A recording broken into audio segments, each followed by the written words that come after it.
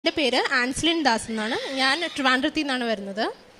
ഞാൻ ആദ്യമായിട്ട് ഉടമ്പടി എടുത്തത് കഴിഞ്ഞ വർഷം ഫെബ്രുവരി 15-നാണ്. ഞാൻ ഉടമ്പടി എടുക്കാനുള്ള റീസൺ എൻ്റെ ജോലിക്ക് വേണ്ടിയിട്ടാണ് ഞാൻ മെയിനായിട്ട് ഉടമ്പടി എടുത്തത്. അപ്പം എൻ്റെ നിയോഗം എങ്ങനെയാണെന്ന് വെച്ചാൽ ഞാൻ 2021 തൊട്ട് ബാങ്ക് എക്സാംസിന് വേണ്ടിയിട്ട് പ്രിപ്പയർ ചെയ്യുന്നുണ്ടായിരുന്നു. ബാങ്ക് എക്സാംസ് പ്രിപ്പയർ ചെയ്യുന്ന അപ്പം തന്നെ ഞാൻ എഴുതാനും തുടങ്ങിയിട്ടുണ്ടായിരുന്നു. അതായത് നമ്മുടെ സെൻട്രൽ ഗവൺമെൻറ്റിൻ്റെ 12 പൊതുമേഖലാ ബാങ്കുകളുണ്ട്. അപ്പോൾ അതിലോട്ട് ക്ലറിക്കൽ കേഡറിലും അസിസ്റ്റൻറ്റ് മാനേജർ കേഡറിലുമായിട്ട് IBPS എന്ന് പറഞ്ഞൊരു ഓർഗനൈസേഷനാണ് റിക്രൂട്ട്മെൻറ്റ് നടത്തുന്നത്. എല്ലാ വർഷവും ക്ലറിക്കൽ എക്സാംസും ഉണ്ടാവും, അസിസ്റ്റൻറ്റ് മാനേജർ എക്സാംസും ഉണ്ടാവും. അപ്പം ഞാൻ 2021 തൊട്ടാണ് ഇത് പ്രിപ്പറേഷനും സ്റ്റാർട്ട് ചെയ്തത്, അതുപോലെ എഴുതാനും തുടങ്ങിയത്. അപ്പം എൻ്റെ ഒരു ഐഡിയ എന്ന് വെച്ചാൽ 2021 ഞാൻ ചുമ്മാ എനിക്ക് എക്സാം പാറ്റേൺ അറിയണമായിരുന്നു, എൻ്റെ ഒരു കോമ്പറ്റൻസി അറിയണമായിരുന്നു. അപ്പം 2021 ഞാൻ അതിന് വേണ്ടിയിട്ടാണ് എഴുതിയത്. അപ്പം എൻ്റെ ഐഡിയ അടുത്ത വർഷം എങ്ങനെയെങ്കിലും ഇത് ക്രാക്ക് ചെയ്യാൻ പറ്റണം, അതായിരുന്നു എൻ്റെ ടാർഗറ്റ്. അപ്പം 2021 എനിക്കൊരുവിധം എൻ്റെ അളവ് മനസ്സിലായി, എക്സാംസിൻ്റെ ലെവൽ മനസ്സിലായി. അപ്പം എന്ത് പറ്റിയെന്ന് വെച്ചാൽ 2022 ആയപ്പോൾ ഞാൻ കൺസീവായി. അപ്പം ആദ്യം എനിക്ക് ഇച്ചിരി പേടിയായിരുന്നു എന്താകും, പക്ഷേ ദൈവം തന്ന ഏറ്റവും വലിയൊരു അനുഗ്രഹമായിരുന്നു, എനിക്ക് എൻ്റെ മോളെ നല്ല ആരോഗ്യത്തോടെ കിട്ടി. അപ്പം 2022 എനിക്ക് ഒരു 2 ക്ലറിക്കൽ എക്സാംസ് മാത്രമേ എഴുതാൻ പറ്റുള്ളൂ. അത് രണ്ടും എനിക്ക് ഒട്ടും നന്നായിട്ട് പെർഫോം ചെയ്യാൻ പറ്റിയില്ല. അത് മേ ബി എനിക്ക് എൻ്റെ പ്രഗ്നൻസിയുടെ അതായിരുന്നു എന്തെന്നറിയില്ല. അതുപോലെ എനിക്ക് മറ്റേ അസിസ്റ്റൻറ്റ് മാനേജർ എക്സാംസ് എല്ലാം മിസ്സായി. കാരണം അത് എൻ്റെ ഡ്യൂ ഡേറ്റിൻ്റെ ആ ഒരു ടൈമൊക്കെയാണ് ഇതിൻ്റെ എക്സാംസ് വരുന്നത്. അപ്പം ആ എക്സാംസ് എല്ലാം എനിക്ക് മിസ്സായി. അങ്ങനെ 2022 2 എക്സാംസും പോയി. പിന്നെ അപ്പം എന്നാലും എൻ്റെ കുഴപ്പമില്ല, ഇനിയുണ്ടല്ലോ അടുത്ത വർഷം എന്തായാലും ഞാൻ ക്ലിയർ ചെയ്യും, ഞാൻ എന്തായാലും ക്ലിയർ ചെയ്യും, അങ്ങനെയായിരുന്നു. പക്ഷേ എന്ത് പറ്റിയെന്ന് വെച്ചാൽ 2023 ആയപ്പോൾ എനിക്ക് ഒരു എക്സാംസിൻ്റെയും പ്രിലിംസ് പോലും ക്ലിയർ ചെയ്യാൻ പറ്റിയില്ല. അതായിരുന്നു അവസ്ഥ. നമുക്ക് മൊത്തം ഒരു 6-7 എക്സാംസ് കാണും. പല RRBs, SBI, IBPS അങ്ങനെ 3ലും കൂടെ ചേർത്ത് ക്ലറിക്കലിന് അസിസ്റ്റൻറ്റ് മാനേജറുമായിട്ട് ഒരു 6-7 എക്സാംസ് ഉണ്ട്. ഒന്നിൻ്റെയും പ്രിലിംസ് പോലും എനിക്ക് ക്ലിയർ ചെയ്യാൻ പറ്റില്ല. അപ്പം അത് കണ്ടപ്പോൾ എനിക്ക് ശരിക്കും ഭയങ്കര ഡിസപ്പോയിൻമെൻ്റ് ആയിപ്പോയി. എനിക്ക് പിന്നെ ഭയങ്കര ഡൗട്ട്, അയ്യോ ഇനി എന്നെക്കൊണ്ട് എന്തെങ്കിലും ചെയ്യാൻ പറ്റുമോ, ഇത് ഞാൻ വലിയൊരു എന്താ സംഭവിച്ചതെന്ന് വെച്ചാൽ ഞാൻ ഈ 2021 വരെ ഒരു IT കമ്പനിയിൽ വർക്ക് ചെയ്യുന്നുണ്ടായിരുന്നു.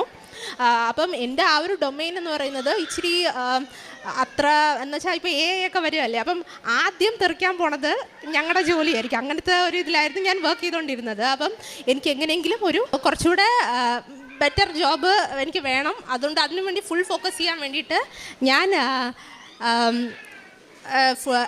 IT കമ്പനിയിൽ നിന്ന് റിസൈൻ ചെയ്തിട്ടാണ് ഞാൻ ഇത് ബാങ്ക് എക്സാംസ് പ്രിപ്പയർ ചെയ്യാൻ തുടങ്ങിയത്. കാരണം എനിക്ക് അന്നേരം 28 ഇയേഴ്സ് ആയിരുന്നു. നമുക്ക് അറിയാമല്ലോ, ഒരുവിധപ്പെട്ട എല്ലാ എക്സാംസിനും 30 ഇയേഴ്സാണ് ഏജ് ലിമിറ്റ്. അപ്പം ഞാൻ 28 ഇയേഴ്സിലാണ് ഇത് ഷിഫ്റ്റ് ആകാൻ വേണ്ടി ആലോചിക്കുന്നത് തന്നെ.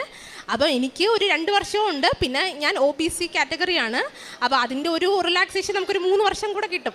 ആ ഒരു ബലത്തിലാണ് ഞാൻ എങ്ങനെയെങ്കിലും എഴുതിയെടുക്കും എന്നുള്ള രീതിയിലാണ് ഞാൻ അത് വിട്ടിട്ട് ഇതിൽ ഫുൾ ഫോക്കസ് ചെയ്ത് എങ്ങനെയെങ്കിലും ഇത് എടുക്കണം എന്നുള്ള രീതിയിൽ ഞാൻ പ്രിപ്പറേഷൻ സ്റ്റാർട്ട് ചെയ്തത്. പക്ഷേ 2023 ആയപ്പോഴേക്കും എൻ്റെ 3ാമത്തെ വർഷമാണ്. അപ്പം അപ്പോഴും ഇതാണ് അവസ്ഥ. അപ്പം എനിക്ക് ഭയങ്കര ഡിസപ്പോയിൻമെൻ്റ് ആയിപ്പോയി. അപ്പോൾ എൻ്റെ അമ്മയും എൻ്റെ അമ്മായിയമ്മയും രണ്ടുപേരും ഇതിനു മുമ്പേ ഒത്തിരി വർഷങ്ങളായി ഉടമ്പടി എടുത്തു. ഇതിൽ നന്നായിട്ട് അവർ വർഷങ്ങളായിട്ട് ഇതിൽ തന്നെ നിന്ന് അങ്ങ് വരികയാണ്. അപ്പം ഇവർക്ക് ഇതിൻ്റെ പവർ അറിയാം. അപ്പം അമ്മ പറഞ്ഞു, എന്തിനാണ് ഇങ്ങനെ ഡിസപ്പോയിൻറ്റഡ് ആവുന്നത്, എന്നെ ഉടമ്പടി എടുക്കാൻ പറഞ്ഞു. അപ്പം അവരുടെയൊക്കെ നിയോഗത്തിൽ എൻ്റെ കാര്യമുണ്ട്, പക്ഷേ എന്നാലും ഞാനായിട്ട് എനിക്ക് വേണ്ടി ഉടമ്പടി എടുക്കാൻ അവർ പറഞ്ഞു. അപ്പം അങ്ങനെയാണ് കഴിഞ്ഞ വർഷം ഞാൻ എടുത്തത്. അതായത് ആ ഒരു സമയം എൻ്റെ സകല എക്സാംസും പൊട്ടി, എല്ലാം ഇങ്ങനെ ഇരിക്കുന്ന ഒരു അവസ്ഥയായിരുന്നു. അങ്ങനെയാണ് ഞാൻ എക്സാംസൊക്കെ കഴിഞ്ഞ ആ ഒരു സമയത്ത് എടുക്കുന്നത്. അപ്പം ഉടമ്പടി എടുത്തു. എന്നിട്ട് ഓരോ കാര്യങ്ങളായിട്ട് ഞാൻ ചെയ്യാൻ തുടങ്ങി.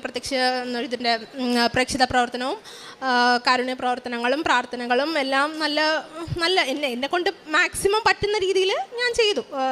മീൻസ് എനിക്ക് തൃപ്തിയാകുന്ന ആ ഒരു രീതിയിൽ തന്നെ ഞാൻ എന്നെക്കൊണ്ട് പറ്റുന്ന രീതിയിൽ മാക്സിമം അത് ചെയ്തു. പിന്നെ ഒരു നോട്ടിഫിക്കേഷൻ, നമ്മുടെ എല്ലാ നോട്ടിഫിക്കേഷൻസും സ്റ്റാർട്ട് ചെയ്യുന്നത് ഒരു ഓഗസ്റ്റ് തൊട്ടൊക്കെയാണ്.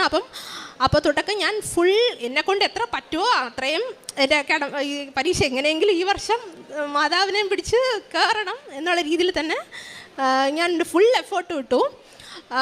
അങ്ങനെ ആദ്യമായിട്ട് IBPS PO അത് ആദ്യമായിട്ടാണ് എൻ്റെ പ്രിലിംസ് ഞാൻ ക്ലിയർ ചെയ്തു. അപ്പം എനിക്ക് പ്രിലിംസ് ഫസ്റ്റ് ലെവൽ നമുക്ക് പ്രിലിംസ് ഉണ്ട്, മെയിൻസ് ഉണ്ട്, അത് കഴിഞ്ഞ് ഇൻ്റർവ്യൂ, അങ്ങനെ 3 ലെവലുണ്ട്. പിന്നെ അവസാനത്തെ മെയിൻസിൻ്റെ ഇൻ്റർവ്യൂവിൻ്റെ മാർക്ക് വെച്ചാണ് നമുക്ക് സെലക്ഷൻ വരുന്നത്. അപ്പം ആദ്യമായിട്ടാണ് ഒരു പ്രിലിംസ് എനിക്ക് പാസ്സാവുന്നത്. അപ്പം അത് ഉടമ്പടി എടുത്തിട്ട് ഞാൻ ആദ്യമായിട്ട് എഴുതിയ അസിസ്റ്റൻറ്റ് മാനേജർ എക്സാംസ്. അപ്പം അത് എനിക്ക് പാസ്സായി. അപ്പം ഞാൻ മാതാവ് ഉണ്ട്, ഇത് ഈ വർഷം എങ്ങനെയെങ്കിലും മാതാവ് കയറ്റിവിടും. അപ്പം നമുക്ക് ഈ അസിസ്റ്റൻറ്റ് മാനേജർ പോസ്റ്റിൽ തന്നെ പ്രൊബേഷണറി ഓഫീസറും ഉണ്ട്, സ്പെഷ്യലിസ്റ്റ് ഓഫീസറും ഉണ്ട്. രണ്ടും ഉണ്ട്, 2 കാറ്റഗറി ഉണ്ട്. രണ്ടിനും 2 എക്സാംസ് ആണ്. അപ്പം POയുടേത് ഞാൻ പാസ്സായി. പിന്നെ SO എനിക്ക് PO മതി എന്നുള്ള രീതിയിൽ ഞാൻ PO SOയും പിന്നെ ഞാൻ എഴുതി, സ്പെഷ്യലിസ്റ്റ് ഓഫീസർ അതും ഞാൻ എഴുതി. അപ്പം അതും ഞാൻ പാസ്സായി. പിന്നെ ആ ഒരു എക്സാമിന് ഒരു സംഭവം ഉണ്ടായിരുന്നു. അതായത് ഈ പ്രിലിംസിന് ഞാൻ പോയപ്പോൾ, SO എക്സാമിൻ്റെ പ്രിലിംസിന് പോയപ്പോൾ ആ സെൻറ്ററിൽ ഉണ്ടല്ലോ ഈ നമ്മുടെ വിൻഡോ, ആ സീലിങ്ങിൽ എന്തോ ഗ്ലാസ് വിൻഡോ ഉണ്ടായിരുന്നു തോന്നുന്നു.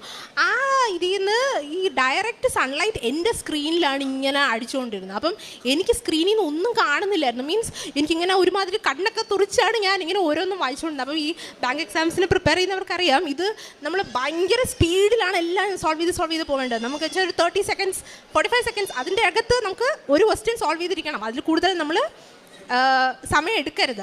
അപ്പം എനിക്കാണെങ്കിൽ ഒന്നും കാണുന്നില്ല. ഈ സൂര്യപ്രകാശം ഡയറക്റ്റ് സ്ക്രീനിൽ എനിക്ക് ഒന്നും കാണുന്നില്ല. എന്നിട്ട് കഷ്ടപ്പെട്ട് എങ്ങനെയൊക്കെയോ വായിച്ചു, എങ്ങനെയൊക്കെയോ എക്സാംസ് എഴുതി തീർത്തു. അപ്പോൾ എനിക്ക് SOയുടെ കാര്യത്തിൽ ഒട്ടും കോൺഫിഡൻസ് ഇല്ലായിരുന്നു. അപ്പം ആദ്യം POയുടെ റിസൾട്ട് വന്ന് പ്രിലിംസ് ക്ലിയറായി. അപ്പം ഞാൻ ഓക്കെ SO കിട്ടിയില്ലെങ്കിലും കുഴപ്പമില്ല, PO ഉണ്ടല്ലോ. പക്ഷേ SOയുടെ പ്രിലിംസ് വന്നപ്പോൾ എനിക്ക് നല്ല ലീഡിൽ എനിക്ക് ആ പ്രിലിംസ് പാസ്സായി. അപ്പോൾ ശരിക്കും ഞാൻ ഞെട്ടിപ്പോയി. കാരണം POയാണ് ഞാൻ കുറച്ച് നന്നായിട്ട് എഴുതിയത്. പക്ഷേ SOയ്ക്ക് എനിക്കൊന്നും സ്ക്രീന് പോലും നേരെ കാണുന്നുണ്ടായിരുന്നില്ല, എങ്ങനെയൊക്കെയോ ആണ്. പക്ഷേ മാതാവ് എന്നെ SOയിലാണ് എനിക്ക് എന്തോ ഭയങ്കര മാർക്ക് തന്ന് അത് ചെയ്തത്. അപ്പോൾ എനിക്ക് തോന്നി ശരി മാതാവ് അപ്പം ചിലപ്പോൾ എന്നെ ട്രാക്ക് മാറ്റി വിടുന്നു, SOയിലോട്ട് വിടുന്നു എന്ന് എനിക്കൊരു ഡൗട്ട് ഉണ്ടായിരുന്നു. അപ്പോൾ അടുത്തത് 2 മെയിൻസ്, POയുടെയും മെയിൻസ് ഉണ്ട്, SOയുടെയും മെയിൻസ് ഉണ്ട്. അപ്പം POയുടെ മെയിൻസ് എഴുതി. എനിക്ക് ഭയങ്കര ടഫായിരുന്നു എന്ന് വെച്ചാൽ ഞാനൊരു ടഫ് പേപ്പർ എക്സ്പെക്ട് ചെയ്താണ് പോയത്. പക്ഷേ അതിനേക്കാളും ടഫായിരുന്നു അത്. അടുത്ത കഴിഞ്ഞ് SOയുടെ മെയിൻസ് വന്നു.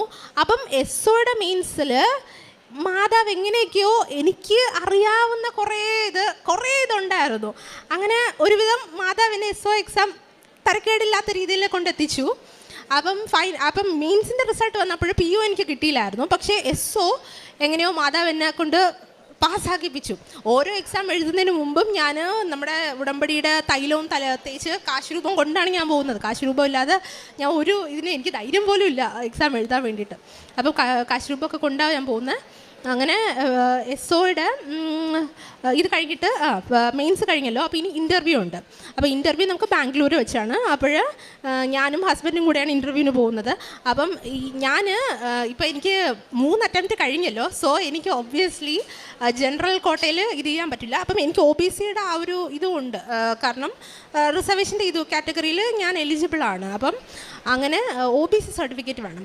അപ്പം OBC സർട്ടിഫിക്കറ്റ് ഓൾറെഡി എനിക്കുണ്ട്, സെൻട്രൽ ഗവൺമെൻറ് ആ ഫോർമാറ്റാണ്. പക്ഷെ നമുക്കത് 1 വർഷത്തെ വാലിഡിറ്റിയേ ഉള്ളൂ.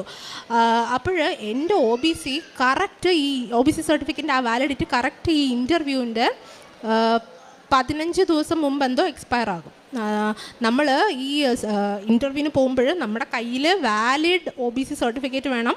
പിന്നെ ബാക്കി കുറച്ച് ഡോക്യുമെൻറ്റ്സ് ഉണ്ട്. ഈ OBC സർട്ടിഫിക്കറ്റ് വളരെ ഇമ്പോർട്ടൻ്റ് ആണ്. അതുണ്ടെങ്കിലേ നമുക്ക് ഈ റിസർവേഷൻ കാൻഡിഡേറ്റ്സിന് അത് അവർ ഇൻ്റർവ്യൂ കൊടുക്കാനെങ്കിലും സമ്മതിക്കത്തുള്ളൂ.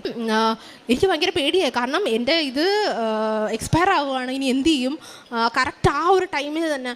അപ്പം ഞാൻ മാതാവിനെ സ്ട്രോങ് ആയിട്ട് പിടിച്ചിട്ടുണ്ടല്ലോ. അപ്പം മാതാവ് എനിക്ക് വേണ്ടി ഈ OBC സർട്ടിഫിക്കറ്റ് റെഡിയാക്കാൻ എനിക്ക് വേണ്ടി ഒരാളെ ഓൾറെഡി മാതാവ് സെറ്റ് ചെയ്ത് വെച്ചിട്ടുണ്ടായിരുന്നു. അതായത് ഇതിന് മുമ്പ് ഞാൻ എടുത്തത് എനിക്ക് 1.5 മാസം കഴിഞ്ഞിട്ടാണ് എൻ്റെ OBC സർട്ടിഫിക്കറ്റ് എൻ്റെ കയ്യിൽ കിട്ടിയത്. അപ്ലൈ ചെയ്ത് 1.5 മാസം കഴിഞ്ഞ്. അപ്പം എനിക്കിവിടെ 15 ദിവസമേ ഉള്ളൂ. അതിന് 15 ദിവസത്തിന് മുമ്പേ എനിക്ക് കിട്ടണം. കാരണം എനിക്കത് ആ ഡോക്യുമെൻറ്റ്സ് ഒക്കെ അപ്ലോഡ് ചെയ്യണം. നമുക്കൊരു അപ്ലോഡ് ചെയ്യാനൊരു വിൻഡോ ഉണ്ട്.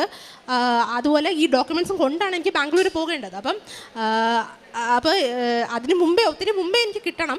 അപ്പോൾ മാതാവ് കറക്റ്റായിട്ട് നമുക്കൊരാളെ അവിടെ നിർത്തി തന്നു. അപ്പം കാരണം നമുക്ക് എലിജിബിലിറ്റി ഉണ്ട്. അപ്പോൾ നമ്മൾ റിക്വസ്റ്റ് ചെയ്തു. അങ്ങനെ എനിക്ക് വെറും 10 ദിവസം കൊണ്ട് ഈ OBC സർട്ടിഫിക്കറ്റ് എൻ്റെ കയ്യിൽ കിട്ടി. അപ്ലൈ ചെയ്ത് 10 ദിവസത്തിനകം എനിക്ക് കിട്ടി. അത് വലിയൊരു മിറക്കിളായിരുന്നു. കാരണം ഇത് തന്നെ ടെൻഷൻ അടിച്ച് ഞാൻ ഒരുവിധം ഇല്ലാണ്ടായി. പിന്നെ അപ്പോൾ ഇൻ്റർവ്യൂവിൻ്റെ ടെൻഷനും ഉണ്ട്. പിന്നെ ഞാൻ ഇൻ്റർവ്യൂവിന് പോയപ്പോഴും എൻ്റെ ഹസ്ബൻഡും കൂടെ വന്നായിരുന്നു. അപ്പം ഹസ്ബൻഡും ഞങ്ങൾ രണ്ടുപേരും കൂടെയാണ് എപ്പോഴും ഉടമ്പടിയുടെ പ്രാർത്ഥനകളും എല്ലാം ചെയ്യുന്നത്. ഹസ്ബൻഡ് ഇവിടെ ഇല്ല, അപ്പം ഹസ്ബൻഡ് അബ്രോഡാണ്, എന്നാലും ഇതിനു വേണ്ടി വന്നു. ഹസ്ബൻഡ് അവിടെ ഇരുന്ന് ഇതിൻ്റെ പ്രാർത്ഥനകളും കാര്യങ്ങളൊക്കെ ചെയ്യാറുണ്ട്. അങ്ങനെയാണ്. അപ്പം ഹസ്ബൻഡ് എൻ്റെ ഇൻ്റർവ്യൂവിന് പോയപ്പോൾ ഞാൻ കയറിയതിന് ശേഷം ഹസ്ബൻഡ് സെൻറ്ററിൻ്റെ വെളിയിൽ നമ്മുടെ ഉപ്പിട്ട് പ്രാർത്ഥിച്ചു. ഫുൾ ടൈം പുള്ളിക്കാരൻ വെളിയിലിരുന്ന് പ്രാർത്ഥിച്ചുകൊണ്ടിരിക്കുകയായിരുന്നു. അപ്പം എൻ്റെ ഇൻ്റർവ്യൂ ഞാൻ ഒത്തിരി ടഫായിരിക്കും എന്നൊക്കെ എക്സ്പെക്ട് ചെയ്ത് പോയതാണ്. പക്ഷേ കുഴപ്പമില്ലാത്ത രീതിയിൽ എനിക്കൊരുവിധം ആൻസറബിൾ ചെയ്യാൻ പറ്റുന്ന രീതിയിൽ നല്ലോണം തന്നെ പോയി. വലിയ പ്രശ്നമില്ലാതെ പോയി. അവരെനിക്ക് നല്ല കോംപ്ലിമെൻറ്റ്സ്, പാനൽ എനിക്ക് നല്ല കോംപ്ലിമെൻറ്റ്സ് തന്നു. അപ്പോൾ എനിക്കൊരു സമാധാനമായി. അപ്പം ഇനിയെല്ലാം ബാക്കി എൻ്റെ കയ്യിൽ നിന്ന് പോയി, ഇനിയെല്ലാം കഴിഞ്ഞു, ഇനി എല്ലാം ദൈവത്തിൻ്റെ കയ്യിലാണ്. അപ്പം നമുക്ക് ആദ്യം മെയിൻസിൻ്റെ സ്കോർ വരും, പിന്നെ അത് കഴിഞ്ഞാണ് ഫൈനൽ മാർക്ക് വരുന്നത്. അപ്പം മെയിൻസിൻ്റെ സ്കോറിൽ നമുക്ക് കട്ട് ഓഫ് കിട്ടിയാൽ പോരാ, കട്ട് ഓഫിൽ നിന്നും കുറേ നല്ല ലീഡ് വേണം. അതുപോലെ ഇൻ്റർവ്യൂവിനും നല്ല സ്കോർ വേണം. ഇത് രണ്ടും കൂടെ ആഡ് ചെയ്താണ് നമുക്ക് ഫൈനൽ സെലക്ഷൻ വരുന്നത്. അപ്പോൾ ഞാൻ അതായത് കഴിഞ്ഞ മാർച്ചിൽ ഒരു 19-ാം തീയതി ആയപ്പോൾ ഞാനിവിടെ വന്നു. ജോസഫ് അച്ഛൻ കൈവച്ച് പ്രാർത്ഥിച്ച് എനിക്ക് കാശ് രൂപം തന്നു. അടുത്ത ദിവസം എനിക്ക് മെയിൻ സ്കോർ അടുത്ത ദിവസം എനിക്ക് സ്കോർ കാർഡ് വരുമെന്നൊന്നും എനിക്ക് അറിയത്തില്ലായിരുന്നു. അടുത്ത ദിവസം സ്കോർ കാർഡ് വന്നു. എനിക്ക് 9 മാർക്കിൻ്റെ ലീഡ് ഉണ്ടായിരുന്നു. അപ്പം SO വെച്ച് നോക്കുമ്പോൾ കഴിഞ്ഞ വർഷത്തേലും അതിന് മുമ്പത്തെ വർഷത്തെ വെച്ച് നോക്കുമ്പോൾ കുഴപ്പമില്ല, ഇത് ക്വാളിഫൈ ചെയ്യാൻ പറ്റും എന്നൊരു വിശ്വാസമുണ്ട്. അതുപോലെ അപ്പം ഞാൻ ശരിക്കും മനസ്സിലുണ്ടായിരുന്നു എനിക്ക് April 1 IBPS റിസൾട്ട് ഡിക്ലെയർ ചെയ്യുന്നത്. 1 ഡിക്ലെയർ ചെയ്താൽ 2-ാം തീയതി ഞാനിവിടെ വന്ന് സാക്ഷ്യം പറയുമെന്ന് പറഞ്ഞു. അങ്ങനെ ഇന്നലെ റിസൾട്ട് വന്നു. എനിക്ക് എൻ്റെ ഫസ്റ്റ് പ്രിഫറൻസ് നൽകി മാതാവ് എന്നെ അനുഗ്രഹിച്ചു. എനിക്ക് കാനറ ബാങ്കിൽ തന്നെ കിട്ടി. എനിക്ക് എൻ്റെ ആഗ്രഹം സൗത്തിൽ നിൽക്കാൻ പറ്റണം. അങ്ങനെയാണ് ഞാൻ കാനറ ഫസ്റ്റ് കൊടുത്തത്. അങ്ങനെ ഫസ്റ്റ് പ്രിഫറൻസ് തന്നെ തന്നു. മാതാവ് അനുഗ്രഹിച്ചു. ഇതെൻ്റെ കാരണം 2021 തൊട്ട് തുടങ്ങിയ സ്ട്രഗിളാണ്. അപ്പോൾ തൊട്ട് എനിക്ക് ക്ലിയർ ചെയ്യാൻ പറ്റുന്നുണ്ടായിരുന്നില്ല.